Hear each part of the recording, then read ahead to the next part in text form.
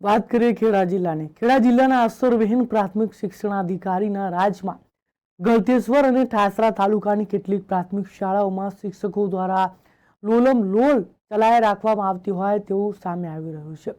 તાજેતરમાં ઠાસરા તાલુકાની એક પ્રાથમિક શાળાના શિક્ષિકા હાજરી પૂરીને વિદ્યાર્થીઓને લગ્નમાં જતા રહ્યા હોવાની ફરિયાદ ઉઠી હતી.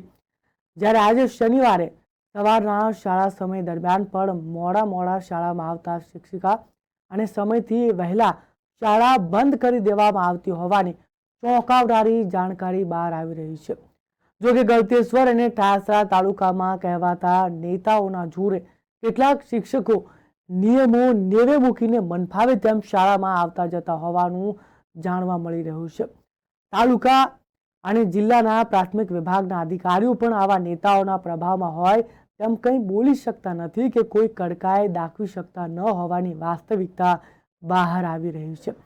કેટલાક દિવસો અગાઉ પણ એક પ્રાથમિક શાળાના શિક્ષિકા શાળામાં હાજરી પૂરીને લગ્નમાં જતા રહ્યા હતા અને આ ચોંકાવનારી જાણકારી જ્યારે બહાર આવી હતી ત્યારે આજે શનિવારે પણ આ પ્રકારની ઘટના સામે આવતા ક્યાંક ને ક્યાંક વાલીઓમાં રોષ જોવા મળી રહ્યો છે અને વિદ્યાર્થીઓના ભવિષ્ય સાથે શિક્ષકો ચેડા કરી રહ્યા છે. મારું નામ પ્રજાપતિ જીતેન્દ્ર કુમાર સોમાભાઈ, મેનપુરા પ્રાથમિક શાળા. આજે શનિવારે અમે 11:15 વાગે બાળકોને જમવા માટે છોડ્યા છીએ. બાળકોને જમવા માટે ક્યાં? અમે 11:15 આવ્યા તો અહીંયા તો એક બી બાળક હતું ને. આ જેટલા 4-5 બસ એ જ દેખાતા હતા ને.